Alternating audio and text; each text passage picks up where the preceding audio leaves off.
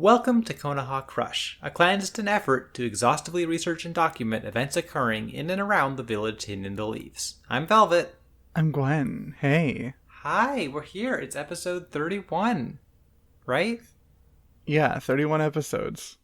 I said that and I was like, wait, shit, is that wrong? But I'm pretty sure that's right. We're here. We did it. It's another week. How has it been? How has this another week been for you? Ooh, it's been...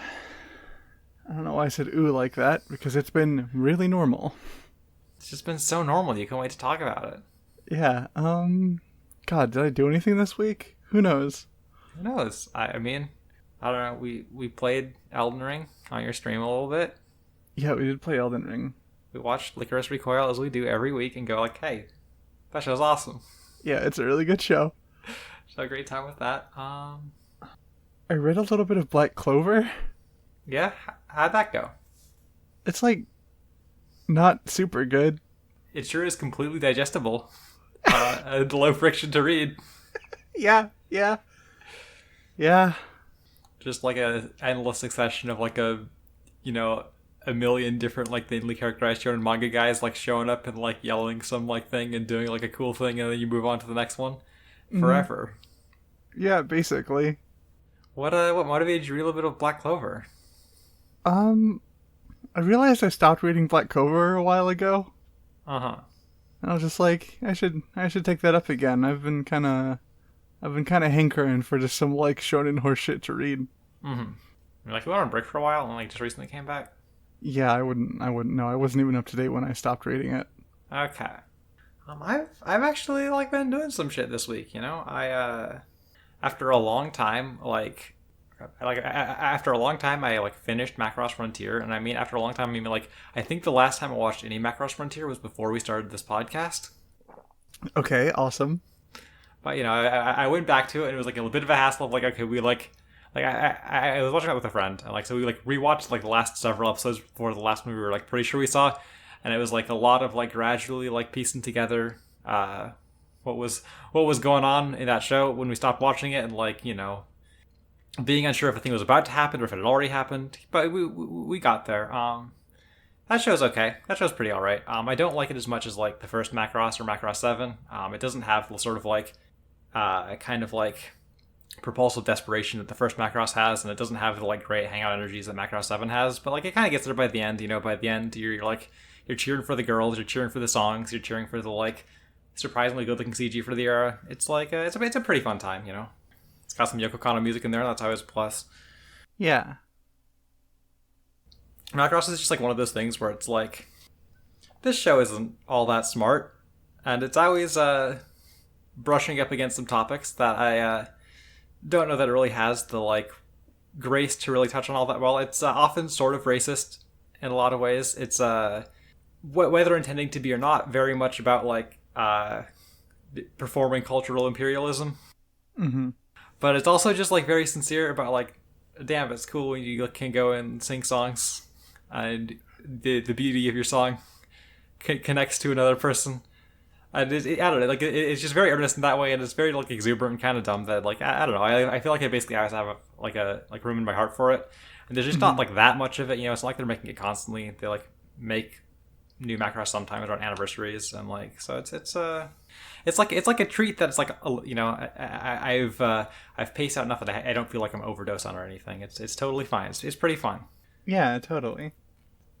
And I also finally finished watching the third season of Kaguya-sama: Love is War, which I think is just a great show. It's a lot of fun. It's if you don't know what that is, it's a rom-com anime that starts off with the premise of here's these two dipshits who go to this extremely prestigious private school, and they're both very much in love with each other and entirely too pride to be the first person to confess, so they engage in extensive campaigns of Death Note mind games to try and get the other person to confess to them.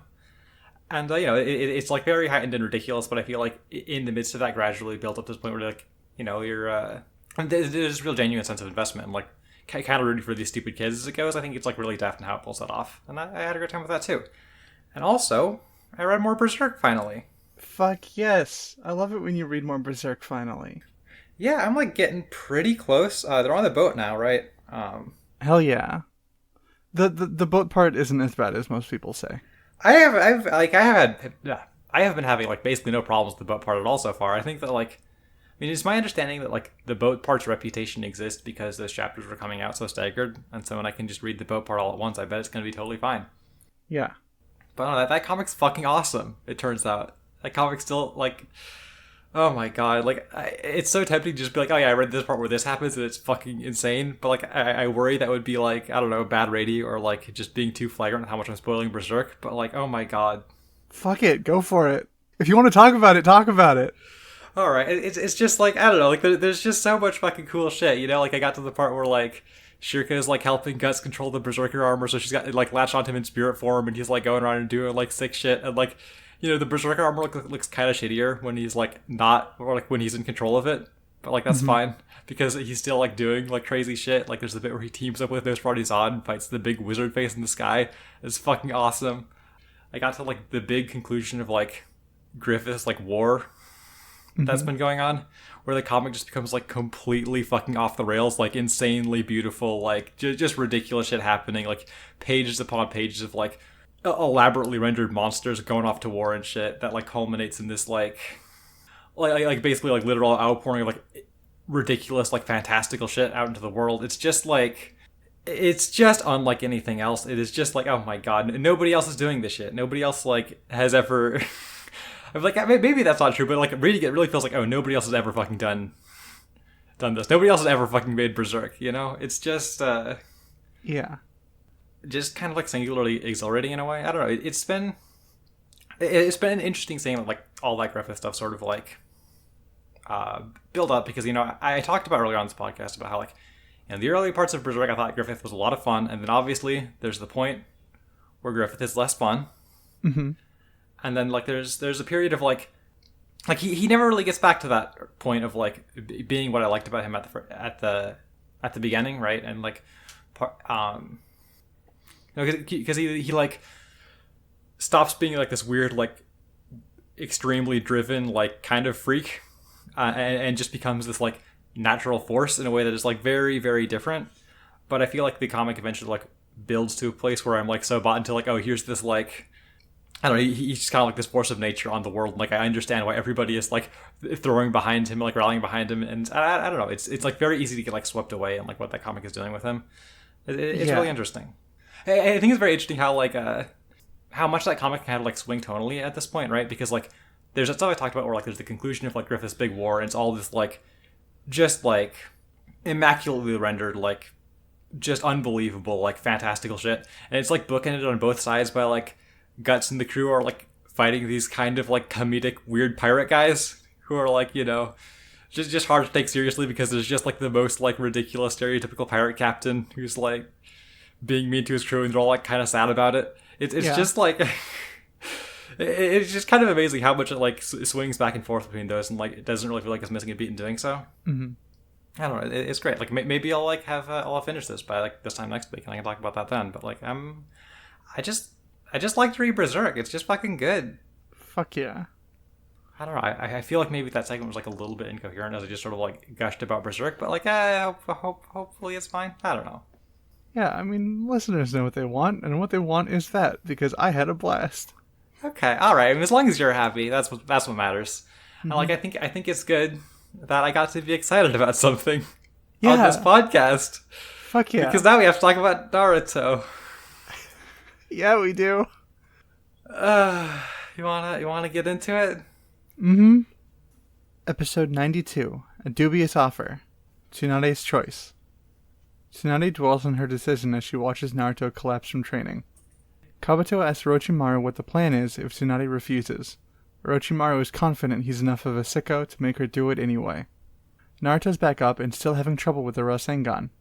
Jiraiya makes it back to the hotel and notices Naruto hasn't been back since the deal was struck. Shizune checks in on Naruto to find him passed out on the ground. Jiraiya takes Tsunade out drinking to talk to her about the Naruto situation, and Tsunade poisons him. Tsunade comes back to Shizune looking over an unconscious Naruto. Shizune tries one last time to convince Tsunade not to see Orochimaru. Tsunade isn't receptive to the prospect and knocks Shizune out before leaving. Jiraiya is found in the morning, still at the bar, unresponsive. All right, so I let it into the segment having kind of like a negative energy, but I think that this episode isn't that bad. This one's all right. And like part of that is like, this is another Masahiko Murata episode. This episode has like animation direction by Chikara Sakurai, and like I really like Murata's like storyboarding and direction. I really like I really like Chikara Sakurai's animation direction, so that just kind of like works out like, hey, this episode looks like pretty good the whole time.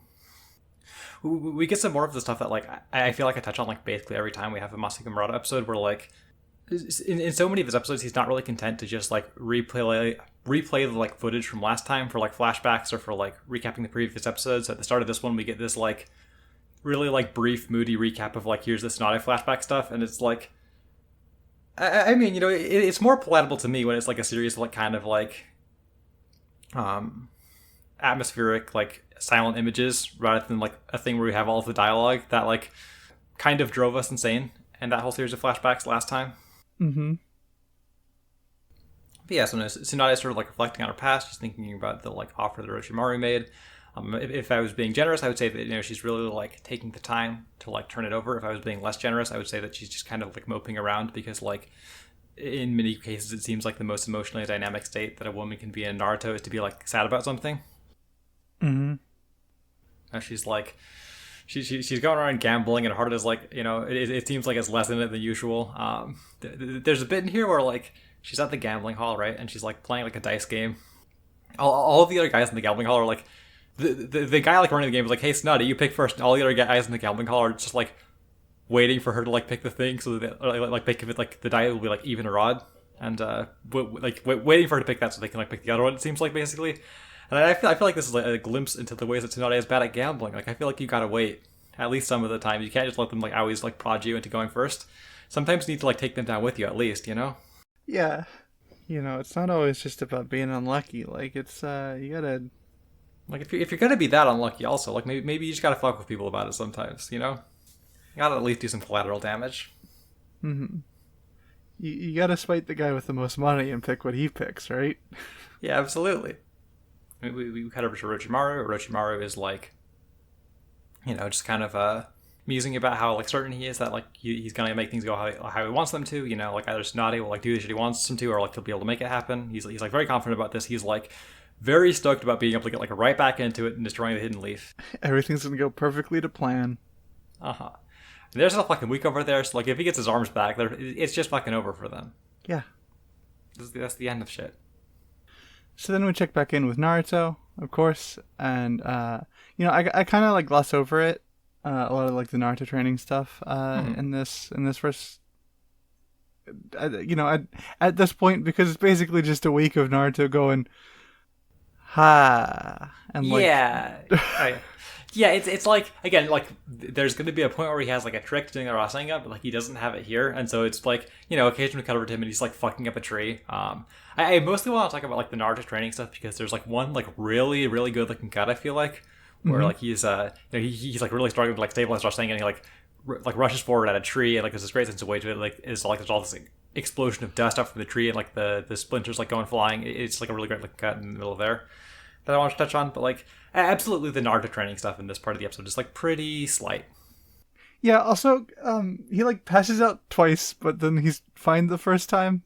Yeah, I mean, like it seems like Jiraiya says he's not coming back to the hotel, so it seems like a lot of what he's doing is he's just out there until he passes it out, and then he like sleeps it off, and he gets back up and just starts fucking going at it again.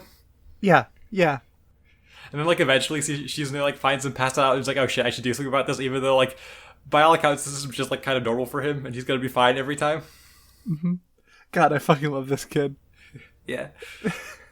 This kid knows how to get stronger, and like he's wrong. Yeah, but like he'll get there. It's okay. For as much as I have some like beef with these episodes that we'll get into like as we get into the later episodes, you know, I don't have a problem with Naruto the kid. I think he's fun. Mm-hmm. Yeah, totally. Right, like the show is so good when it's about the boys. It's just, you know, not right now. Jiraiya is like out at like hostess clubs and shit. There's this like early like you know, there's this shot where he's like he's like wandering out. He's like kind of drunk. He's like still like sort of flirting with girls as he leaves. He's like wiggling around all goofy like he like taking like 5 steps out of the club. He's like, oh wait, right, okay, there's shit going on. I have to go deal with something. Like just enters serious mode. He's like, okay, I gotta go. Like there's some stuff with Tsunade, right? Like she like has a whole fucking thing. Like there's maybe something at the end of the week. I bet I can just go like pressure her and like lean on her a little bit, and she'll like tell me everything. And so he like goes off to talk to Tsunade. And then she has the easiest time in the fucking world spiking his drink and like just having him pass out for like 12 hours. He's like, yeah, this will be easy. This will be a great conversation. I can just kind of roll over this. And it doesn't. It immediately fucks it up. Classic Jiraiya. Classic Jiraiya. This dude. Like I do actually also like a lot of these scenes with Jiraiya here, just in the sense of, like I think there's a lot of like really well like really nicely composed shots, a lot of like really nicely like sent a lot of really nice sense of atmosphere, like when he's like wandering around in the street at night, and when he's like going up to Tsunade's hotel room to like talk to her, and like when they're at the like or at the stand on the side of the road like drinking together. Like I think all of those like different environments have this like really great sense of atmosphere that's like conveyed differently, and it's just this is a good looking episode largely, I think. And like I think this part of it especially is like very like it's just like very successfully like evoking a bunch of different moods of a bunch of different places, and I think that's pretty cool. Yeah, totally. But anyway, Jiraiya's fucking out. Tsunade like goes back to her hotel room, sees Shizune there, and she sees Naruto there, and she's like, "Oh damn, okay, well that kid's like fucking unconscious. It seems like he's probably not gonna wake up for a couple of days because she doesn't know how Naruto goes." And so she's just like, I guess he's losing that bet. Yeah, she has like a really good period of self-reflection. She was just like, what the fuck was I doing betting with a kid? She's like, why did I do any of this? This is fucking stupid. Which is like, I guess kind of a great moment of clarity, but also like, I don't think the show really thinks that. I think that like it kind of thinks that like, in light of like how these other episodes go, it almost feels like, oh, this is like a moment of weakness where she like stops believing in the kid she made this ridiculous bet with. Yeah, I mean, like you probably didn't hear it, but like I just like biggest eye roll on the planet, right? Yeah. Like there's like a sense of like her here being like, yeah, but both like, what the fuck was I doing? But also like, oh, maybe she's like a little bit disappointed because she wanted to like see if this kid could fucking pull it off or whatever, and this is like I don't know if we're ever like meant to believe at any point that Tsunade was like actually going to make like the fucking like bad decision here of like having Orochimaru like resurrect her dead loved ones.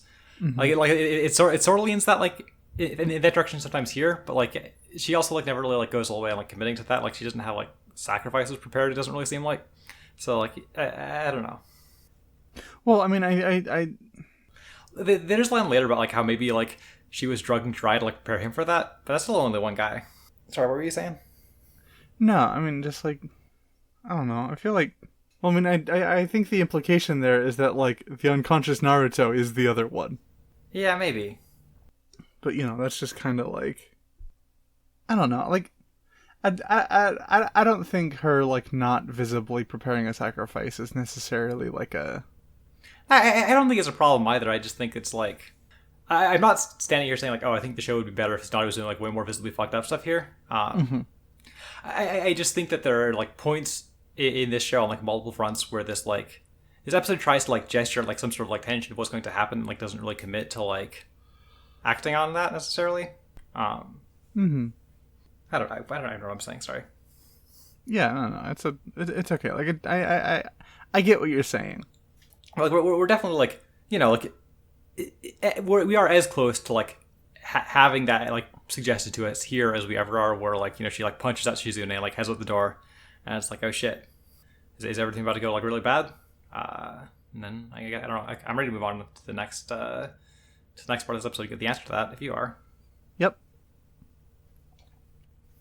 Orochimaru sends Kabuto out to go kill Shizune so she doesn't interfere with the deal. Naruto wakes Shizune up. She moves to rush out after Tsunade when they find Jiraiya outside the window, conscious but obviously weakened from the poison. They tend on Jiraiya as Tsunade waits for Orochimaru to arrive. Kabuto spots Jiraiya and decides to head back to the meeting instead of starting a fight. Jiraiya notices him leave and presses Shizune to tell him about the deal. They set out and Orochimaru arrives. It looks as though Tsunade is going to heal Orochimaru, but they're broken up when Kabuto throws a kunai between them. Orochimaru accuses Tsunade of coming here to betray him. So Orochimaru's like, okay, obviously I can fucking play Tsunade like a fool here. But like she's kind of annoying. She's got a whole like conscience thing going on. We don't want that interfering right now. So Kabuto, how about you go and kill her real quick? Kabuto's like, okay, and he like reflects back on like various times that he's talking about Orochimaru. Various times he's been like, there's been like signs of maybe his like his loyalty to Orochimaru sort of wavering. And back when Orochimaru was doing his whole like, hey, if you want to like betray me, you could go kill Sasuke right now. It would be really easy thing. Yeah, the show really wants us at this point to believe that Kabuto might betray Orochimaru. Yeah. This is definitely another point of like tension where it's like, well, what did like the show wants us to think that something is in doubt, but like doesn't really go all the way there. Right, because like none of the characters are actually feeling that doubt. It's just the framing of the show in a way that like, I don't know, feels kind of weird. Yeah, that is a really good way of putting it, right? Like nobody really has like a connection with Kabuto on the level of like there's not like anything pulling him in the other direction other than like I guess the sense that Orochimaru is like doing bad things and like maybe Kabuto doesn't want to do that, but like I don't know, it doesn't really seem like that's true that much. Like there was some stuff earlier, like back in the previous arc, where like when Kabuto was in Sasuke's hospital room, and he was like kind of like bemoaning the fact that like by being like exceptional to a certain extent, he kind of got like pulled into Orochimaru's wake and like has to do all this shit. Mm-hmm. But like I feel like the arc, like this arc, doesn't do enough with it. Like at this point and like after this point either to like really make this feel all that way, all that like substantial. Yeah, totally.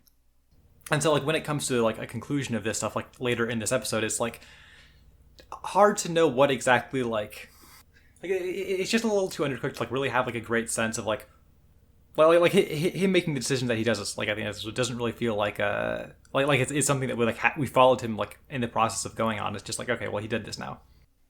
And like maybe it's not supposed to be settled at that point. Maybe there's like still more where it's like, okay, Kabuto is like still like in this point of tension. Like again, Kabuto is a character I just don't have a great sense of because like he's just not somebody I really like paid that much attention to in my previous like much more casual viewings of this show.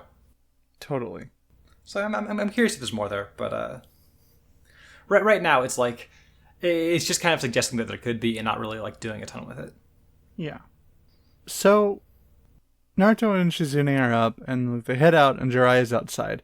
And there's a line in the dub that Jiraiya says here that I want to highlight.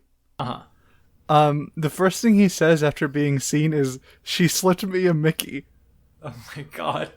Well, also saying that like, they go outside, they find Jiraiya there is like kind of underselling the fact that Shizune like opens up the window and Jiraiya like throws a kunai at her. Right, yeah. And like immediately after Jiraiya's like, damn, like I'm so fucked up from this poison that Tsunade hit me with, like I can barely throw a knife right, and Shizune's like, why did you fucking throw a knife at me then, you asshole? Right. It's but like the line in the dub, it's just a little bit jarring, right? It's a little bit jarring, like especially for like the way that the Naruto dub is, it is just like tonally a little bit out there to like, have fucking just like drop a euphemism for date rape out of nowhere. Yeah. And if anyone's gonna do it, Jiraiya, fine. But like, yeah, but like, Naruto is like so fucking like, what the fuck do you mean you got poisoned? I thought you were fucking impressive. It just seems like you're kind of a loser right now. And Jiraiya's like, well, no, I mean, like, Tsunade is a great medical ninja. She can make poisons that nobody can detect. And, like, I have no idea how she, like, slipped it past me. And, like, again, like, fucking smash cut back to the scene in the first episode where, like, he looks away and she just, like, kind of, like, casually, like, just pours something in and, like, actually, like, pours something into a drink and, like, pours him some. And he, like, doesn't even think about it at all. Or, like, it's just, like, it turns out it was the easiest thing in the world for her to do. And Jiraiya's like, I have no idea. No idea how that happened. Yeah, it turns out when you, like, build a drinking culture around having the other person pour you a drink and then slide it to you, it makes you really easy to be poisoned. I think I do like about this scene is we get a whole bunch of, like, really fun, goofy, like, Naruto faces as he, like, at Jiraiya. Like, just really expressive, really, like... Oh, yeah. He's always, like, stretching in a bunch of different directions. It's great. I'll like, post those, like, underneath the episode on Twitter and stuff. But, like, I just really like that stuff. Oh, hell yeah. You compiled them all into one image. Yeah, like the Masahiko Murata and Chikara Sakurai team is like something that like lends itself to like a lot of like very goofy faces, which like doesn't come up a ton this time, but like these two will like unite again in like a few weeks for us for like a very iconic episode where we'll get like a whole lot more of that. Mm-hmm. Awesome. I'm excited. Kabuto, like, meanwhile, is like looking around the corner at all this. He's like, oh, god damn it, Jiraiya's there. I'm not gonna fucking bother with that right now. I'm just gonna go back to Orochimaru and like tell him what's up. Like, yeah. You know, he's you have to respect his ability to just disengage when he doesn't want to deal with this shit. Oh yeah. So then the meeting happens, right? Mm-hmm. Orochimaru's like, hey, you ready to heal me? I'll give you back those people you lost. And Tsunade's like, okay, I mean, do you promise you won't explode the village? And like Orochimaru's like, yeah, totally. I'll absolutely not destroy the village. I love not destroying the village. Yeah, Orochimaru's just like, but yeah. Yeah. Orochimaru's like, Orochimaru got like very confident because he's like up against so many people who don't know about like spies or lying that he's like pretty sure he could like slip this one past her. Yeah, unfortunately, he forgot to consider that she is in fact a woman, so knows all about lying and spies. Right, they do learn about spying in girl class. Obviously, this is not like Tsunade healing Orochimaru's hands here, but like, I feel like if I was Orochimaru, I would expect a little bit more preparation needed to be had. Mm-hmm. For like an operation that nobody else could do. Yeah, right? They're just like, yeah, okay, let me hold out my healing orb. He doesn't know anything about healing. That's the one, like, he figures he'll learn that once he gets the Sharingan. It's just, like, too much of a hassle for him right now. Right. God, there's, like, during the middle of this, where, like, Tsunade's, like, thinking back about people she's lost, there's, like, a sequence of, like, flashbacks to her with like Nawaki and her with Don that we in the middle of that, like there's like a one-off like, oh, Tsunade is bad at cooking joke in there, like just a visual gag, and it's so weird how much that like the show at this point is like saddling Tsunade with like, oh, she's like bad at being a woman. Yeah, I don't know why this is happening. I feel like maybe it's just because Tsunade like doesn't do a ton going forward, but I feel like that's not really who she is. Like, and maybe I'm wrong. Maybe it's actually just always there and I like tuned it out because it's like just kind of the fucking background radiation of so much anime, but it's like, why? I'm like, a lot of this is because I'm fucking gay, but like, damn, she's got like big tits and she can punch through walls. Like, what more do you fucking need? That's great at being a woman. Fucking noted. I mean, like, agree, like, totally agree, right? Like, obviously, yeah. Come on. Like, Jiraiya and Shizune and Naruto are like rushing to the meeting. You know, they're not going to get there this episode, but they're going to try and get there soon. And like, there's not a ton to say about this, like, other than like the fact that through like out so many of these scenes, Naruto is like very like steadily and concertedly just like floating through the air upside down. Yeah, why do you do that? Why's he doing that? Why is he upside down? Is he gonna like launch himself off with his hands so he like lands on a branch next time? Is this just his new thing? He's just trying out his upside down technique. Yeah, he's showing off. He's like bored. They're like talking about grown up shit. Yeah. Jiraiya's like, I might have to kill Tsunade, and Naruto's like, I don't care about this. I'm gonna go upside down and see if anyone notices. I can't even practice the Rasengan when I'm jumping through trees. Kabuto shows up. She interrupts like Tsunade exploding Orochimaru with fake healing energy. Which, like, you know, as an Orochimaru fan, I'm fine with, but also the version of Naruto where Tsunade just, like, explodes him and then fucks off is, like... It's really strong. And then Jiraiya's like, well, shit, I don't know how to fight him again. I guess I'll be Hokage. I don't want to, but, like, I fucked this one up. There's just like a pink mist at, like, Orochimaru's feet. Yeah. Like, Kabuto shows up, he throws his kunai, and, like, you know, Tsunade and Orochimaru back off. It kind of feels like there's the faintest attempt at, like, making the audience, like, second guess, like, who is Orochimaru saying betrayed him here? Because it, like, ends on the point of him saying that without him, like, saying the name. But also, like, there's nothing to really, like, you know, I don't know. It doesn't really get there.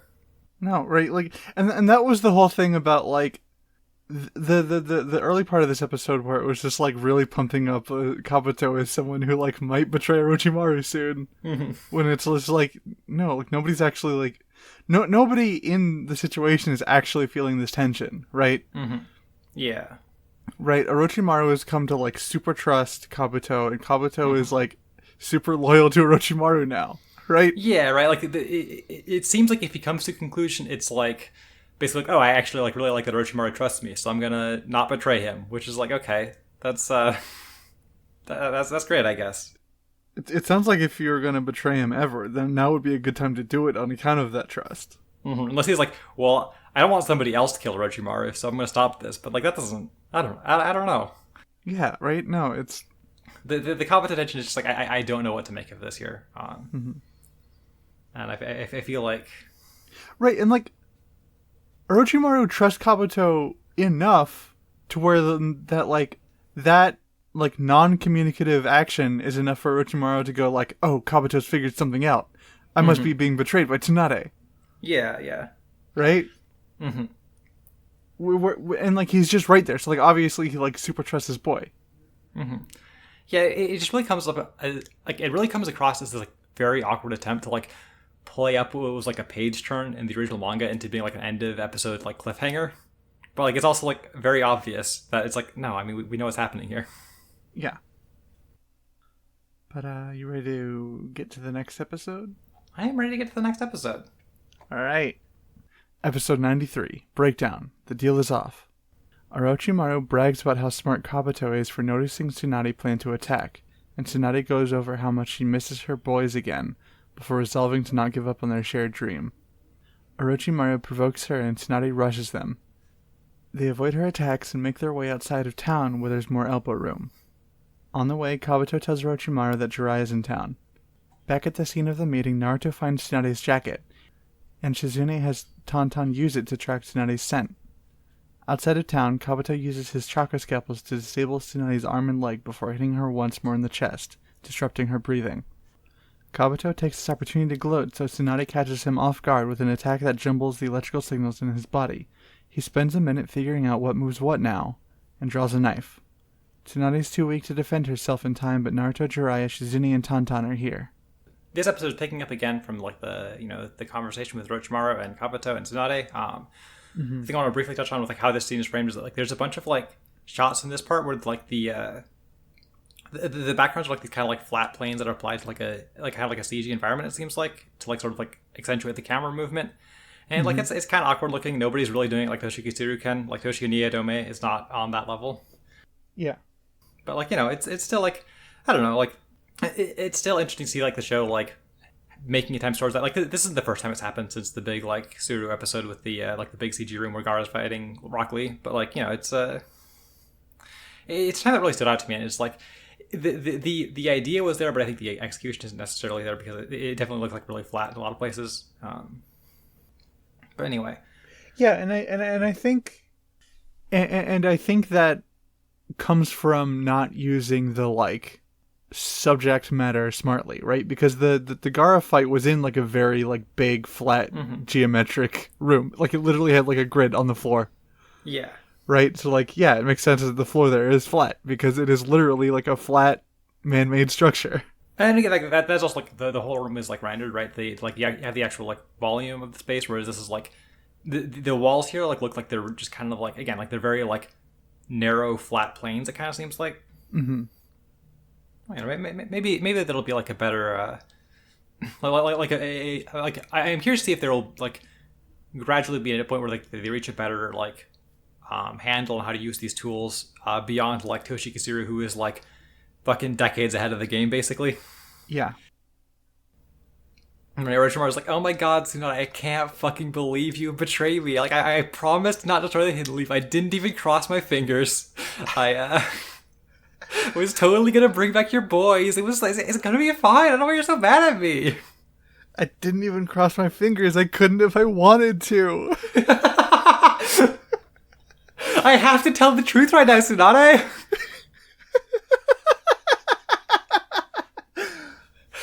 Tsunade's like, you know I know about lying, right? Like, yeah, I'm a girl, right? They taught that in girl class about lying.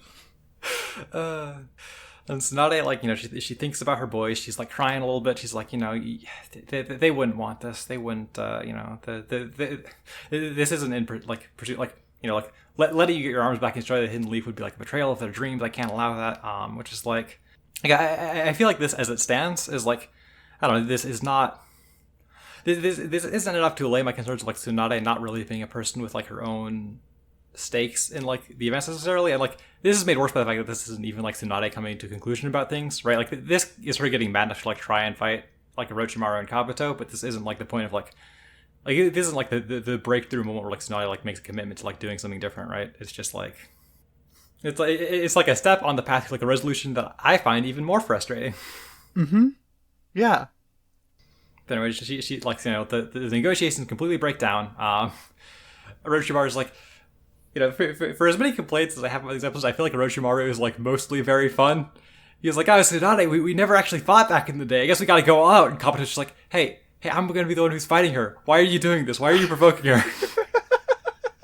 Yeah, I love it when Orochimaru's just like, we never actually fought before. How about that? And Kabuto's just like, fucking okay, alright, we're doing this. He's like, oh, Tsunade can kill you in one hit if she punches you, Kabuto, so watch out. Kabuto's like, yeah, thanks, I know, that's great. Thanks for fucking backseat fighting me, I got this, man.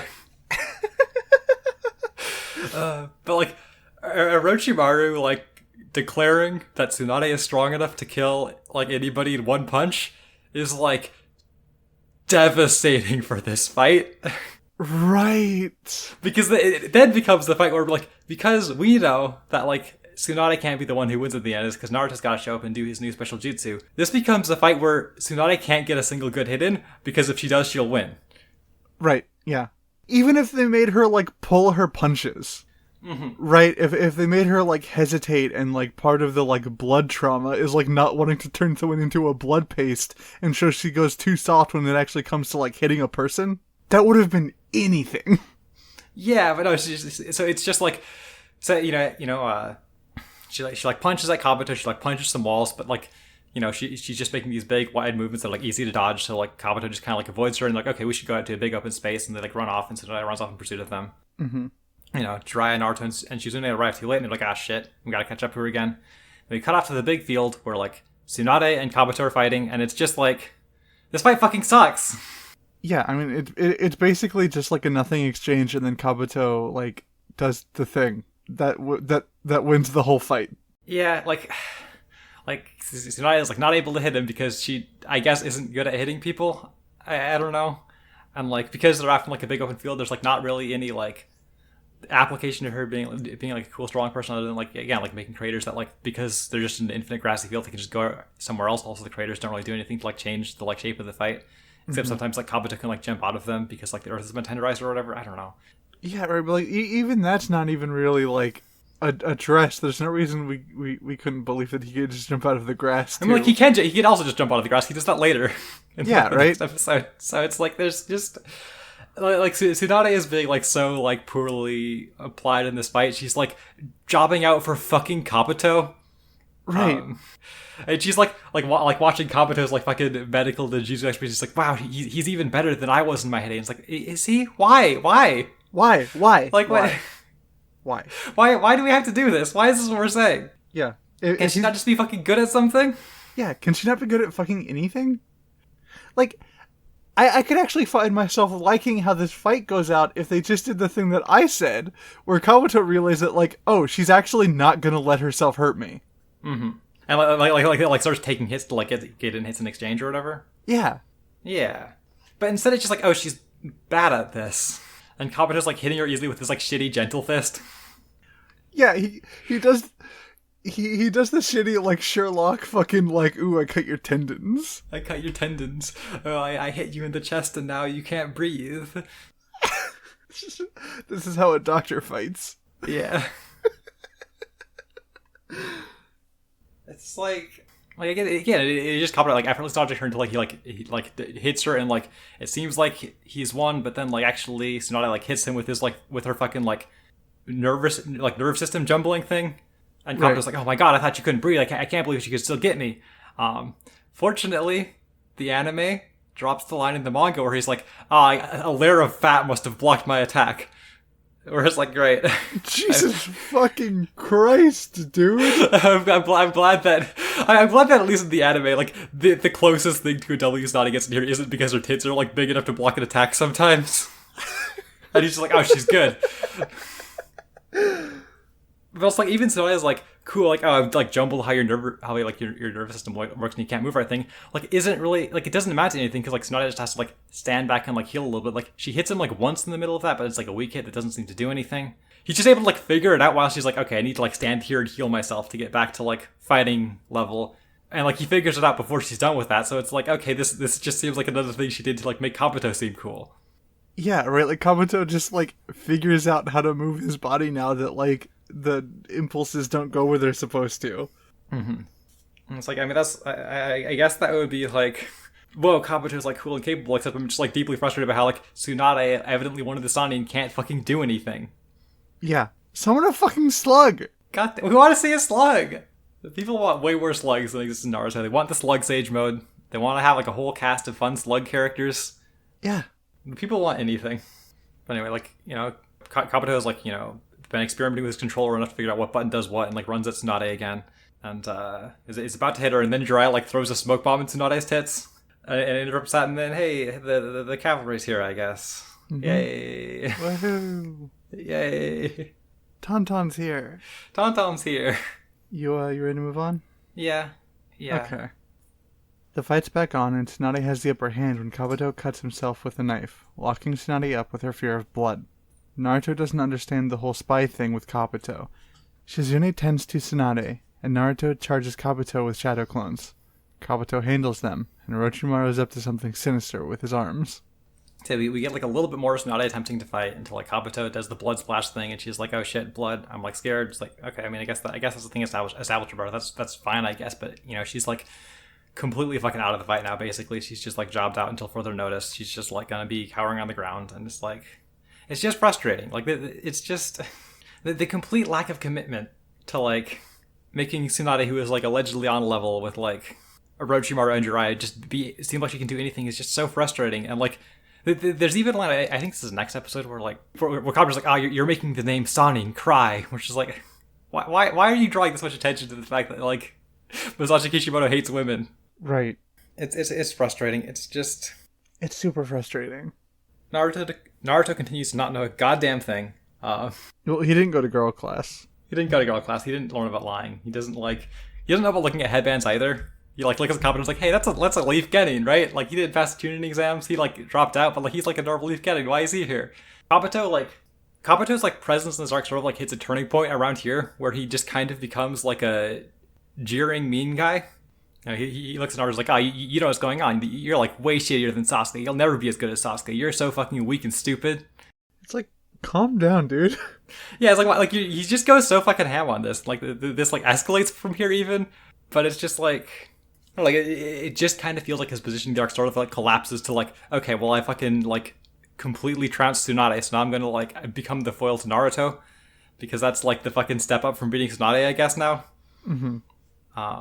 Naruto runs in with the shadow clones. Naruto, like, doesn't achieve shit. Kabuto hits him with a fucking blood attack.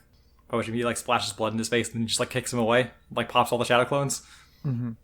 Yeah, I don't know, that's basically what I have to say about this half of the episode. This, like, or I say half again. This is, like, a much shorter chunk of the episode than the first part. Yeah, right. Just because it's based on when the commercial break is. Mm-hmm. So sometimes the first half goes longer. Yeah, like, so much stuff that is here is, like, stuff that gets expanded on, like, the next episode that I'll want to talk about then. So it's just kind of like, yeah, okay. I mean, I'm ready to move on from here. Yeah, let's just move on. Okay. Episode 94, Attack, Fury of the Rasengan. Naruto wants to fight too, but Jiraiya says Kabuto was right, and he's in way over his head right now. Kabuto and Orochimaru summon a pair of giant snakes, and Jiraiya follows suit, but only gets Gamakichi. Orochimaru is so fucking happy about this. Naruto isn't about to let things go down like this, and goes for a summon. For a moment, Orochimaru thinks the boy could actually be pretty strong with the Nine Tails and Jiraiya as a teacher. But Naruto summoned Gamatatsu, Gamakichi's little brother. The snakes attack, and Naruto gets swallowed. Jiraiya makes a swamp to try and sink the snakes while Shizune and Kabuto tussle and Naruto breaks out of a snake. Orochimaru does his creepy neck thing and gets past Jiraiya's spike hair to bite him. Kabuto defeats Shizune and Orochimaru brags about how the boy he chose, Sasuke, is going to be way stronger than Naruto. Naruto takes a punch for Tsunade. Right. So the previous episode was like a bad fight that like completely like especially complete lack of interest in like making Tsunade seem capable at all. Mm-hmm. This episode, I think, is maybe even worse. Yeah. Because it just kind of collapses the whole arc into the like least interesting, most bullshit version of itself. Like I guess this is sort of like my thesis statement for like my discussion of this episode, rather than like a thing I want to get into like right now, because we're just kind of going to go through the events like as a whole. But like, oh my god, I fucking hated this episode. Like the last one too, but like this is the one I've been like thinking about all weekend, like not in a positive sense. Yeah. Like this episode like also starts off like really weird, where like we have like a previously on like stuff like starts at the beginning, right, where it's just kind of like playing the last bit of the previous episode, but like it like cuts out the part where like Naruto rushes at Kabuto with his shadow clones, and like goes like like without that just has a bit of like driving like, no Naruto, stay back, just go and protect Tsunade with Tone. Because I guess Tone and Naruto are on the same level, and I guess both more capable of protecting Tsunade than Tsunade is. But also there's a bit where like Jiraiya's like, and don't even think about using the shadow clones, it wouldn't do anything, as if like Naruto didn't just use the shadow clones and have it not do anything. It's very weird. Yeah. Like the manga is also like this. It's also like weird, jarring, like in the exact same way. Like it has the same progression of scenes. They're just trying to like make sure that like, oh, the shadow clones can't fucking do anything is drilled into your head, so that when Naruto does his shadow clone trick later, it's like cool. I guess so. Like it just ends up feeling very disjointed coming out from the previous episode. Totally. For me, like knowing what it's about, like it's just kind of heavy-handed. Yeah, that's true. You know, we go from there. We do get our like brief shining fucking light in this episode. Jiraiya tries to summon like a toad and just gets like a little baby toad, and Orochimaru just like immediately fucking launches into gloating about it, which is great. Anytime Orochimaru gets to gloat about shit, that's awesome. He's like standing on his big snakes with Kabuto, and it's like how you fucking summoned a little idiot baby toad. Fucking dumbass, you always sucked. There's like a in the subs I have for the anime, which I think are like kind of stiff a lot of the times. And like this line is like maybe there's an argument that could be made that it's maybe not the best rendering of this line, but it's also just deeply, deeply beautiful to me. The line is Orochimaru saying, "It looks like your stupid still hasn't healed, eh, Jiraiya?" Which is just beautiful. Just this ridiculous playground insult. I want this whole show just to be about Orochimaru. Yeah. Naruto's like, okay, well, it's my turn to step up. Like, if Jiraiya's too fucked up to summon a big toad, I'll do it. And then, he like does the summoning thing. The big cloud of smoke appears, and we have this like very, very heavy-handed description. Like, conversation is like Orochimaru's like, or like I don't know if it's a conversation or just like an internal monologue where Orochimaru is like, that Naruto kid, he may be able to like do some cool shit if he's like actually managed to harness the fox chakra by training under Jiraiya. Like maybe he's a real threat. And Naruto just also summons like a little idiot baby toad. A worse one. Yeah. And Naruto's just like, okay, Naruto just sucks complete ass then. I've got it. I figured it out. Which is like, I mean, it could be fun as like an extension of Orochimaru gloating, but I feel like it's just, it is like part of like the way that this episode is just kind of like collapsing everything into this like really... Everybody in the scene is like trying to decide if Naruto is like cool or not, and the conflict is becoming like more and more about that by the second. Yeah, which is like, it's just like, I mean, like I had a lot of complaints about the way that this arc was going. I mean, you can listen to our previous episode, right? Mm-hmm. But I don't think the solution to that is to like have a debate about if the protagonist of your shonen manga is strong or not 100 episodes into the thing. But that's something to get into more later. Yeah, I do like that the two little baby toads are just like hanging out. They're just happy to be here. It's like, hey, let's just go hide behind a rock, eat some snacks. I'm like, yeah, that'll be fun. They're just here to have fun. Just here to have a good time. You know, they can't fight, so they might as well fucking chill. Yeah, the smaller one's like, oh boy, it's my first time being summoned. I hope I do good. I hope I do good. I hope I live up to your expectations. It's very cute. Mm-hmm. Yeah, but like Kabuto gets Shizune, Yeah, we have like the Kabuto versus Shizune matchup. Just fucking nothing happens for Shizune. Like there's like a minute of the episode is just like, okay, Shizune basically like loses immediately. You know, she fucking like misses with her like wrist launcher thing. She does a big like poison cloud, and Kabuto just like ducks underneath it and like fucking cuts her tendons, and she's just done. That's it. No more Shizune for the fucking rest of this arc, basically. Yeah. She's a girl. Get her out of here. You know, Kabuto like wanders over to Tsunade and is like, I thought you were cool, but I've realized now you fucking suck ass, actually. You can't do anything and you suck completely. I'm just going to start kicking you while you're on the ground now. And it's like, okay, all right, man. I don't know. Yeah, like, I don't know why. Yeah, fucking stop, dude. I don't know why you've just like fucking turned up the heel dial like 600% here. Because he's about to get his ass kicked. Yeah, I mean, I know that's why, like, in the narrative construction of the show, but it's like, whatever character we were meant to for Kabuto has here is just like completely fucking collapsing the gravity of like, okay, it's time for him to be like extra mean so you can cheer when he gets beat. Yeah. In the background of all this, you know, there's some like Orochimaru and Jiraiya fighting. You know, Jiraiya makes this like big swamp. Orochimaru does this like weird neck bitey thing. You know, it's fucking whatever. They start to like have this debate about like you know, Orochimaru's like, yeah, I mean, you know, the special boy, I'm gonna fucking like make my like host or whatever is like gonna be way stronger than Naruto could ever be because he's got the Sharingan, which can learn all jutsu. And Jiraiya is like, no, it's the most important thing about being a ninja isn't like learning all jutsu. It doesn't matter if you're training like a genius kid or whatever. The most important thing is not giving up for being a ninja. And it's like, if this is like, if like the fundamental like base of like Jiraiya and Orochimaru's ideologies is like, oh, it's important to never give up, or oh, it's important to learn every jutsu in the world, and if you don't do either of those, like you only do one of those things to like be a ninja successfully, then they're both kind of fucking idiots. Yeah, right. Like, because you like obviously you need to fucking like know jutsu to like perform as a ninja well for the most part. I mean, like you can be Rock Lee, but like Rock Lee doesn't win fights. But like obviously also you need to like obviously also need like a certain degree of like perseverance or whatever. But like it's like not like I don't know. These aren't like, they're not like opposing viewpoints. Yeah, they're like mutually exclusive goals. It's like no, these seem like things that both matter, and you're just like constructing this.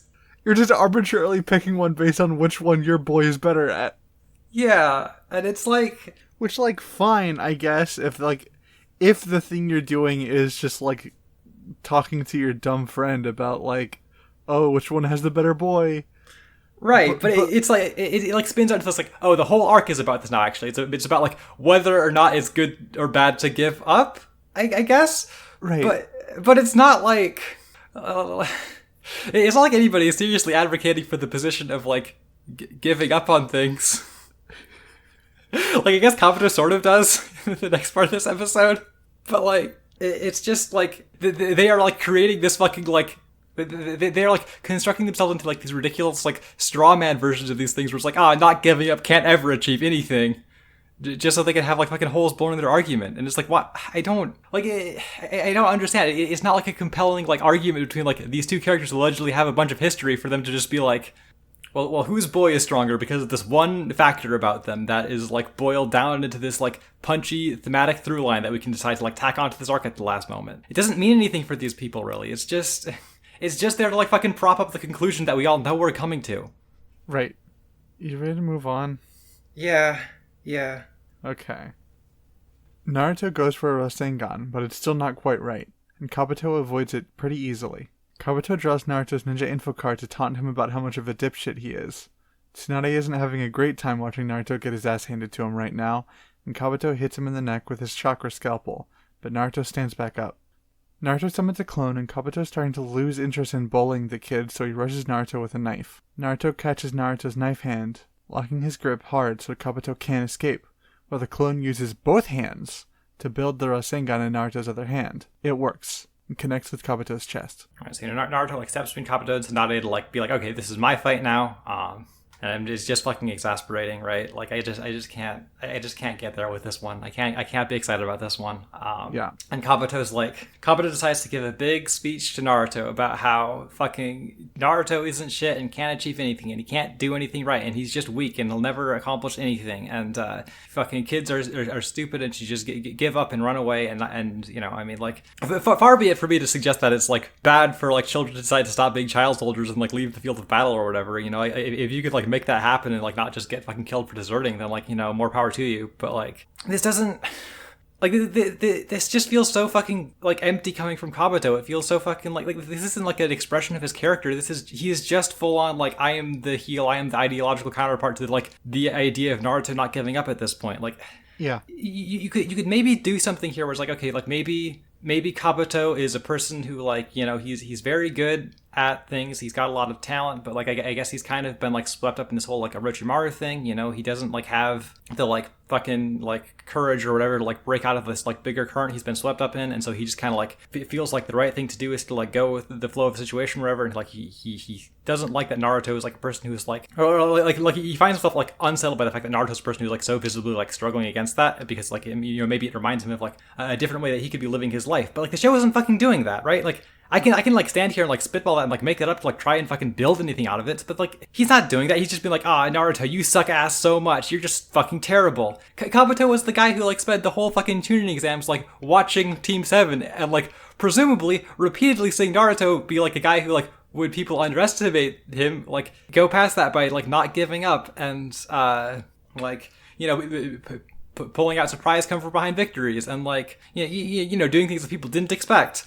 Like that's Naruto's whole deal. And like Kabuto is a guy who spent a not insignificant amount of time like specifically paying attention to Naruto. Like he saw Naruto beat Neji. He saw Naruto like fucking beat up all those guys in that kind of bad fight in the Forest of Death. He like, I mean, maybe he doesn't know that Naruto beat Gaara, but like that feels like information he could get a hold of. Like in that last arc when he was like sending all the fucking sound ninja after Naruto, he's like, hey, okay, this kid's stats don't look like shit, but you shouldn't underestimate him. But now he's like, all right, I love underestimating Naruto Uzumaki. It's my favorite fucking thing in the world. Yeah, hold on. Let me just get my foot right in front of my mouth. All right, come at me. Like it's just so fucking like deflating to like anything this character could be, to just have him like, yeah, like just have him be like the avatar for like this argument I don't fucking care about, because like I have watched at this point 94 episodes of Naruto. I have bought into the idea that he is like a strong kid who could like win fights and like, you know, he doesn't give up. Like we are too late in the game to like be having an arc where the entire like fucking crux of it just boils down to like, oh, is Naruto going to win by not giving up, or is it like there needs to be like more going on, and like there kind of was more going on, but it all like collapsed into this like fucking single point as it all becomes about like if Naruto is like going to win by not giving up. Like everybody's basically fucking paused to like watch this, and like it's just, yeah. Tsunade is like watching this happen, and she's like, you know, like remembering Nawaki and remembering Dawn and how like they had like similar dreams to Naruto and they kept pursuing them until they died. And it's like, I mean, it's not like they fucking gave up. It's not like they fucking died because they gave up, right? They just fucking died because that fucking happens in the world, right? Yeah. So like, so Tsunade's connection to this, like, you know, like never giving up thing isn't like seeing something in Naruto she's never seen before. It's like, oh, so the thing that Tsunade gave up on was like finding boys to believe in, and like maybe if you just keep finding boys to believe in, eventually you'll find one who doesn't die. And it's like, that's not anything. That's less than nothing. That's so fucking awful. It's terrible. It's like such a fucking like miserable conclusion for somebody to come to. It's like, oh yeah, I just have to keep like fucking putting my trust in like fucking like fucked up war children, and maybe eventually one of them will live. But and, like it's fine. I just have to keep fucking like believing that eventually it will be good, that like people are in this like terrible situation. Like it's just this fucking show. It sucks.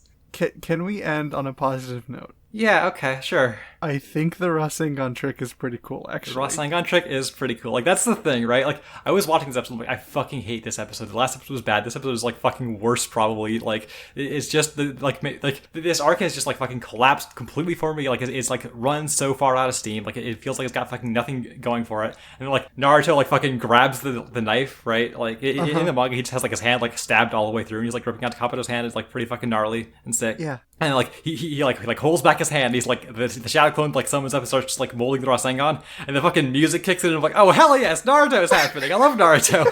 Yeah, fuck yeah. Fucking guitars are going. You got the fucking, like, chanting in the background. You got the drums. It's so fucking cool. Like, yeah. Like, for a moment, I forgot that I did care, because it's, like, it is actually just kind of fucking cool when the kid does the thing. And, like, you know, it's not enough, right?